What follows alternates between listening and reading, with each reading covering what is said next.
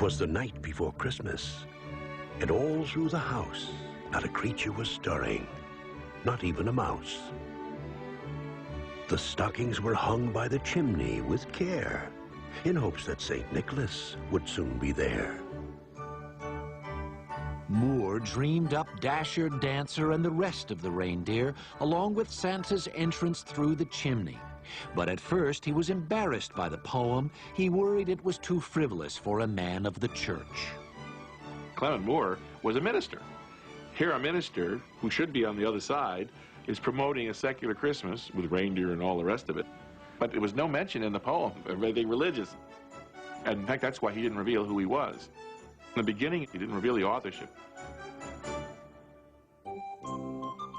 Moore soon owned up to the poem when it became clear that every child in America was scanning the horizon for reindeer on Christmas Eve.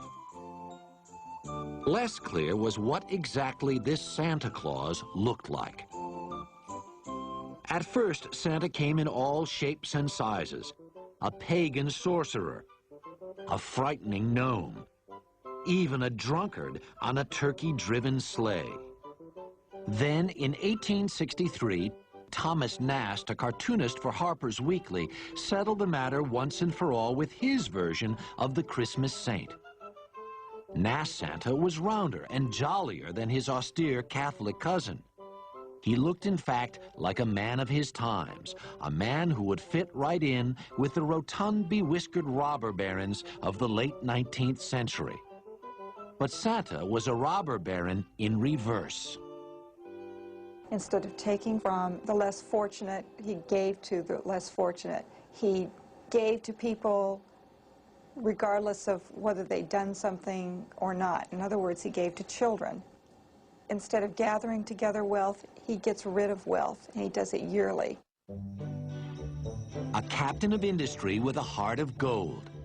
It's no wonder that by the 1840s, Santa Claus was an irresistible image to America's retailers. Here was a guy who could sell anything at Christmas, but make it seem like you were not buying gifts at all. Santa Claus provided a way for both children and parents to pretend that Christmas presents were not in the realm of the commercial marketplace, that Christmas presents existed in the realm of pure domestic affection. So Santa Claus played a very important role for both parents and children. He took presents out of the realm of commerce.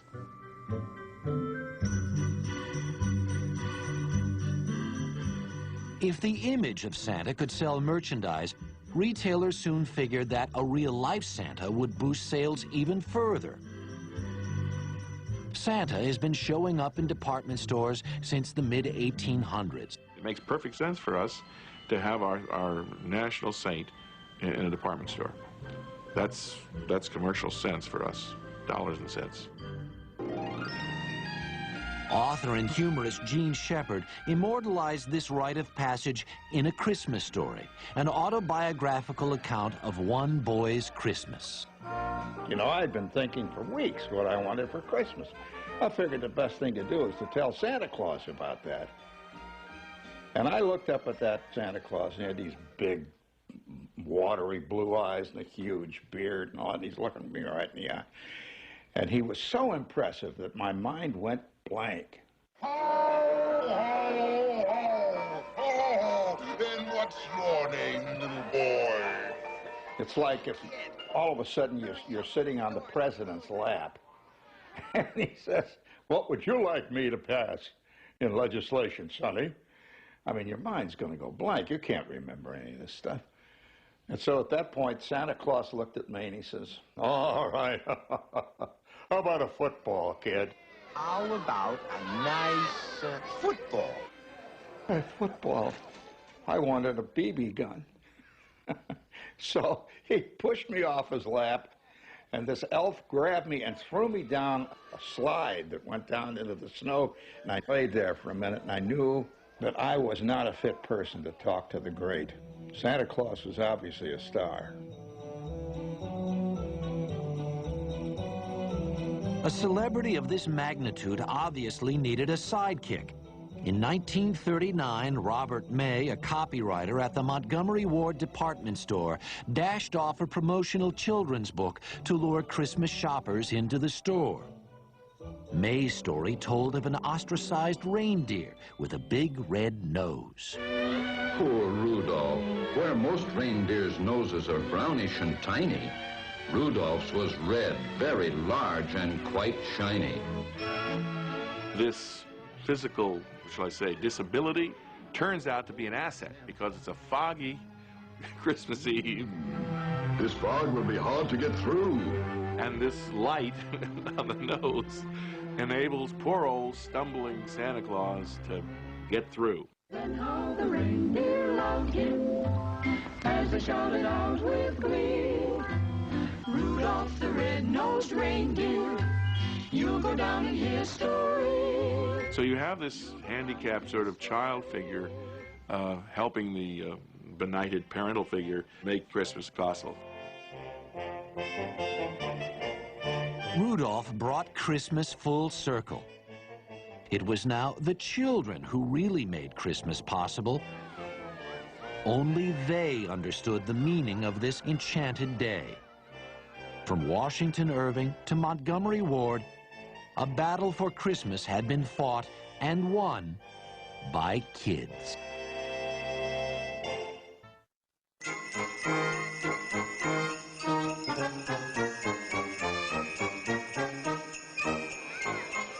By the 1920s, few vestiges of the carnival Christmas were left in America. One exception was this Christmas parade in New York City, where a glimpse of Santa Claus was worth the all-day wait.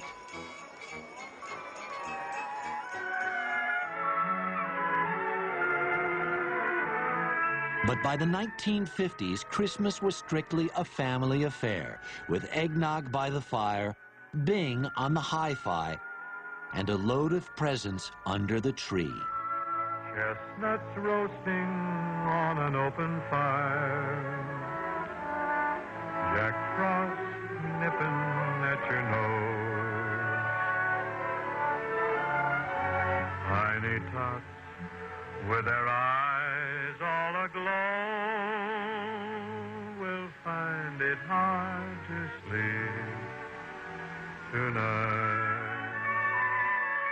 The joy of opening up gifts is one of the things that makes Christmas what it is. He's loaded lots of toys and goodies. It's the mystery of all these packages. And I think that's why we wrap them. It's exciting to have a package lying there with silver paper on it. You don't know what's in it. And you open it up, and there it is. It's something that's really great, that you really wanted.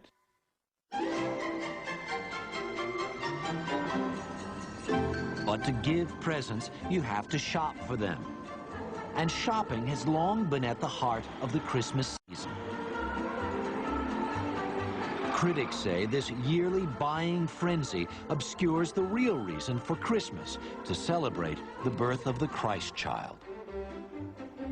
Celebrate the birth of Christ and the gift that God gave us, as much as the gifts we give our children on Christmas Day. But she wants all the toys, right? I think a lot of it is more commercialized than when I was younger. I remember going to church and having family dinners being more of an important aspect of it. It's difficult because the children don't grow up realizing what the real meaning is.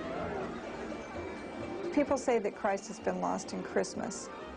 Implicit in that is the idea that Christ had ever been totally the center of Christmas. And as Christmas has been celebrated ever since it was instituted as a feast of the Nativity, there has always been other ritual, other ceremony, other activity associated with Christmas, in addition to Christ.